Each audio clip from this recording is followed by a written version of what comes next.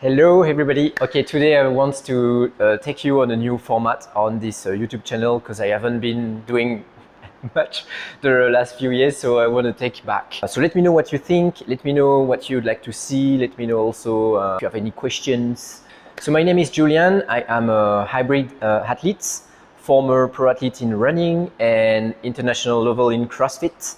I'm now focused more on my training on Hyrox. So I'll be happy to show you how I train, if it can inspire some of you, if it can give you some tips or advice to how to avoid some stupid injuries or how to just structure properly a program. So just follow me along on this YouTube channel. Make sure to subscribe and comment. If you have any questions, just please go for it. I will be happy to answer you and give you more advice in the following videos to answer all of your questions. So today is a Sunday up north in Thailand. It's hot in Chiang Mai, so I'm not gonna run outside. I'm gonna do my training inside. Today is two parts of training. The first part is running on a treadmill. So I'm gonna do 2K warm-up at very easy chill pace, you'll see. And then I'm gonna go for a 6 set of 1 kilometer. The pace is around 10K race pace today. And I will finish with another 2K, but like cool down, easy chillax. And then we'll talk about part B once part A is done. Let's go for it. I'm gonna use, so of course, water always. I'm using this tracker for my heart rate from MyZone. Okay, thank you guys for giving me this tool. It's really helpful. I always have some sponge stuff, so for my head and my wrists and my ankle, because I sweat a lot here when it's hot. And finally, of course, a towel. Let's go!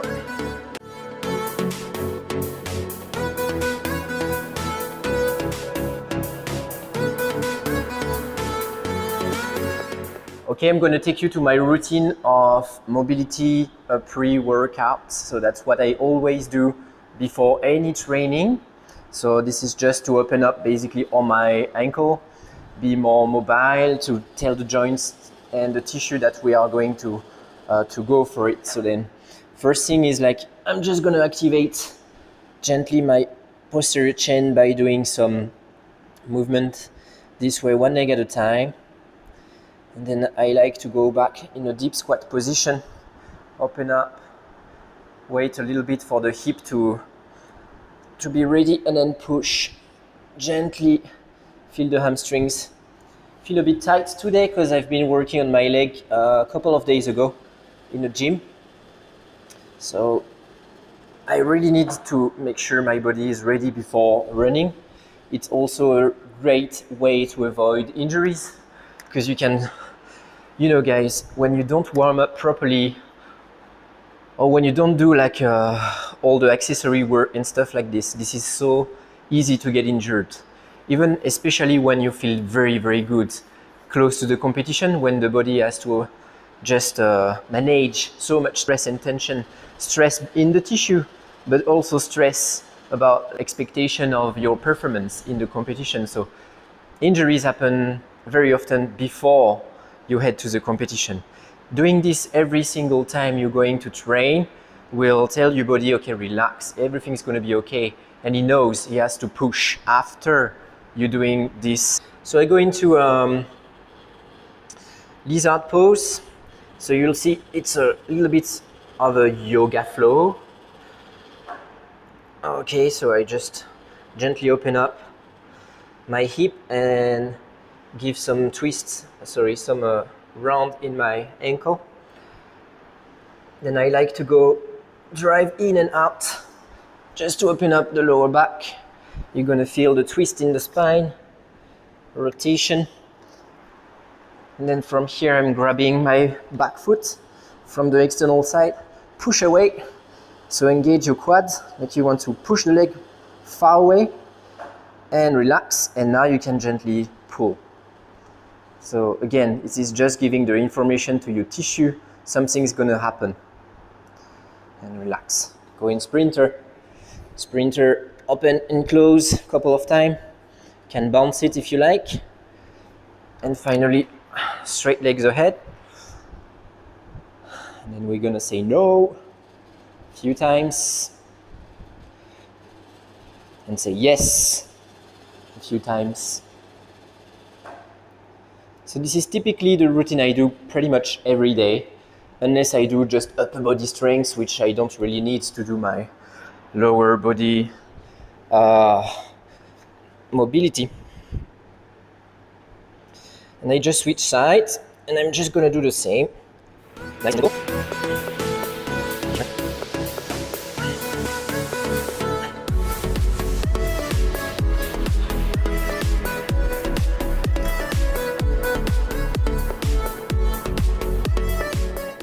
Once this is done on both sides, I will go into stretching gently, actively my calves muscle. Sorry, I'm a little bit asleep this morning.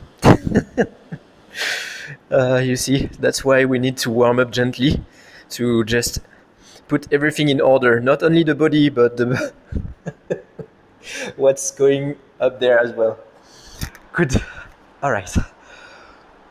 Lower body feels good. Now I just go and work on my spine because I personally had big injury on my spine because I was training like insane level at CrossFit, and due to my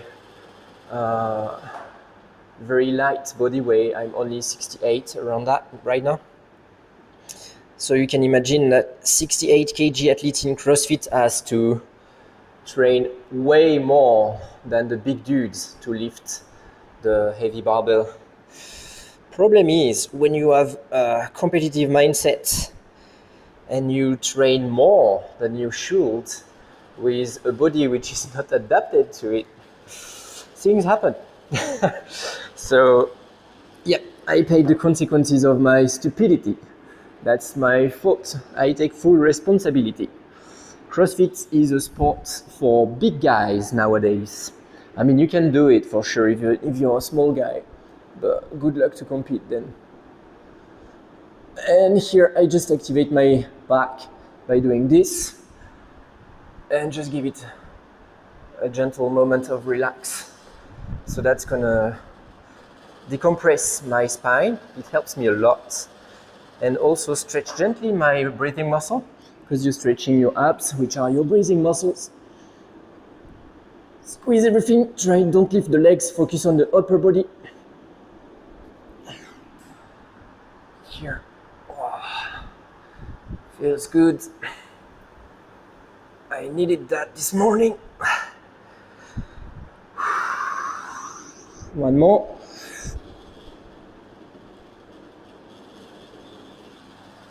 Here we go. So as you can tell, it's like a yoga flow, sort of, but it's so beneficial, trust me. I like to do it before, because after when you're done and you smash the workout, you don't want to do anything else. Most of the athletes that I coach, they usually say after and don't do it. So it's better to start straight away with the things which are important, and then like this is done. You can do again after, like a longer, like sort of yin yoga or stretching, just to hold the pose a little bit longer, but it's more beneficial to do it before, as you just saw today. Okay, let's go into warm up on the treadmill.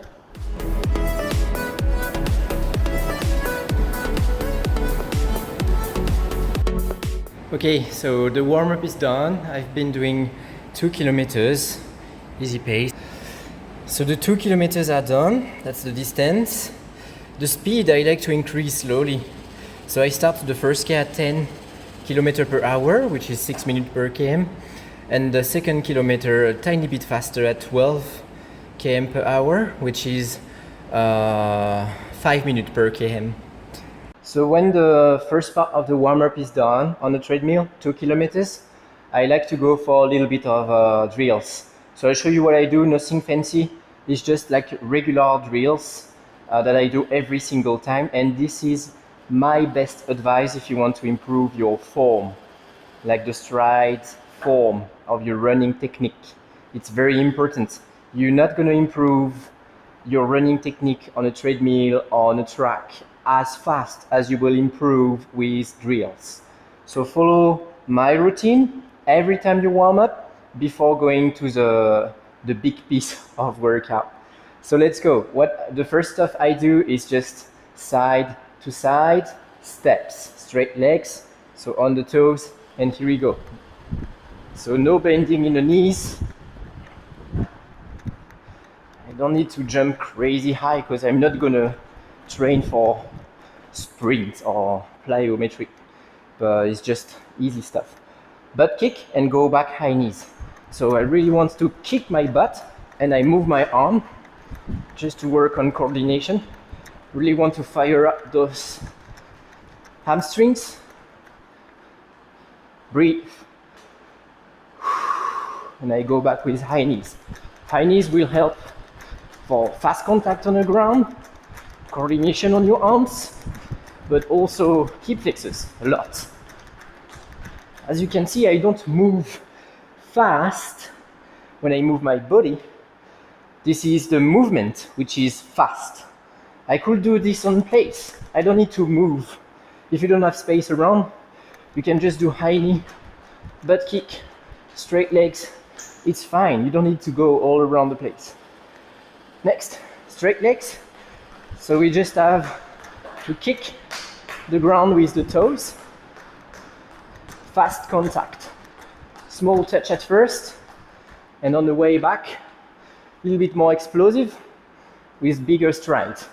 So I use my arm, I kick back with my arm.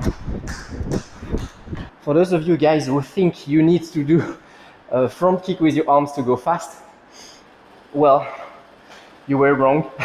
You need to do elbow kick behind to open up the cage, be straight, and develop more power in your posterior chain. Try that next time you sprint. Instead of going like this, go elbow kick back. Next, a tiny bit more complicated, and I want you guys to work on this because this shows your level of coordination. So we're gonna start straight legs and just the right leg go high knee. So I go one way, my right knee goes up, and I go back and switch. Left knee goes up.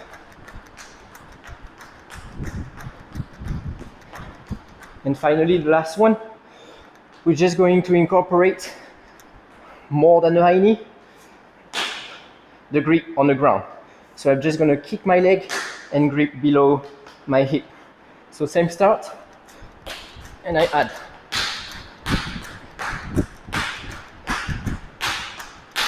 So one leg, come back, opposite leg, and we're good. Okay, so now the drills are done and we're gonna start working out. Before we go into the 6x1K, I just want to do 2 strides on the working pace I'm gonna do. Today I'm going to work at 320 per kilometer, that's my pace, which is on the machine 18 kilometers per hour. So I'm just gonna start the machine right here. Start the machine, and I set up. So luckily I can straight away go to 16, and I will push it to up to 18 kilometers per hour. Not be too fast. This is my work pace, my working pace, okay? 18 kilometers per hour.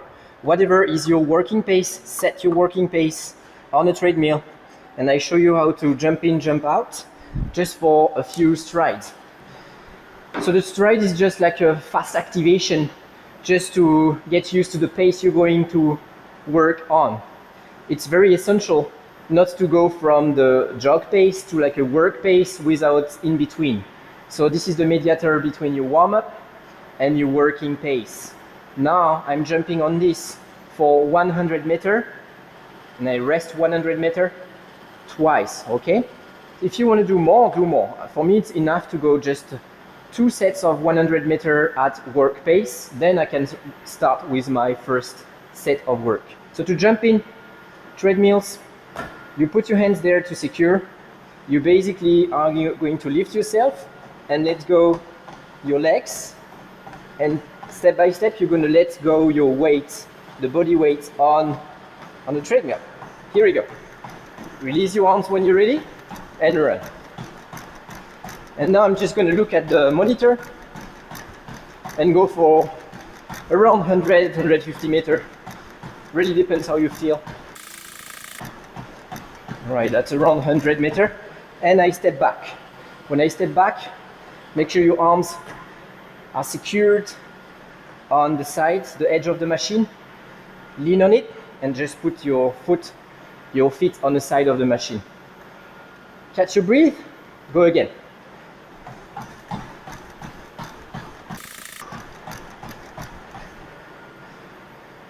Now we're good. I'm gonna go, so 6 sets of 1 kilometer. I pace at 3 minutes and 20 seconds per kilometer. And I use the 40 seconds to go up to 4 minutes. So basically every 4 minutes I will start a new set, okay? So it gives me 40 seconds of rest.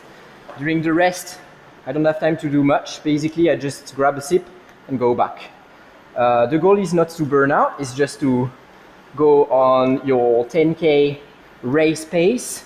So with the machine, there is no, you cannot cheat. I mean, the pace is the pace. You can just follow the machine.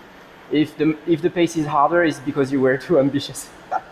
So that's why you need a coach. The coach will be here to advise you on what pace you should follow and increase your performance over the weeks.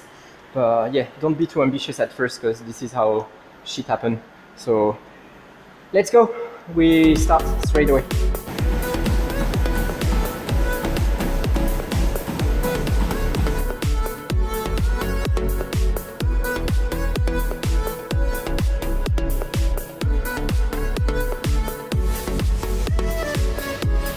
Just finished. So as you can see, I've done 6 sets of 4 minutes. So that's a total 24 minutes at the pace 18 km per hour. So that being done, I'm just gonna go for another 2 kilometer easy pace just to cool down, and then we'll meet for part B inside the gym. See you later. So the workout is done, part A at least. So 6 times 1K at 320 pace with 40 seconds rest. Covered 2 kilometers of warm-up, 2 kilometers of cool-down. That's a total volume of 10 kilometers with 6 kilometer intensity and 4 kilometer at like endurance, fundamental endurance. This is typically what you'd like to have a look at, around 60-40% of your session when you're doing some threshold like this one. Threshold I'll recommend to do at least once a week on the race pace. Ideally will be to do at least 1 long run, 1 threshold and 1 compromise run with the station of Hyrox. That's the minimum you'd like to do if you want to improve your aerobic capacity and muscle endurance when it comes to running under fatigue. So now part A is over. We're gonna head to the functional area in the gym to do some part B. Part B consists of strengthening the lower body. So we're gonna do some functional movements, working on legs. So it's more than accessories, it's actually a workout on legs. So this part A took me around 45 minutes, everything included.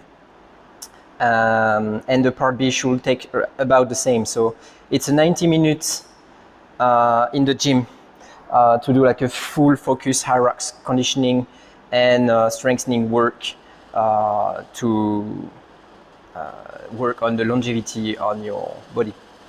Let's go for it.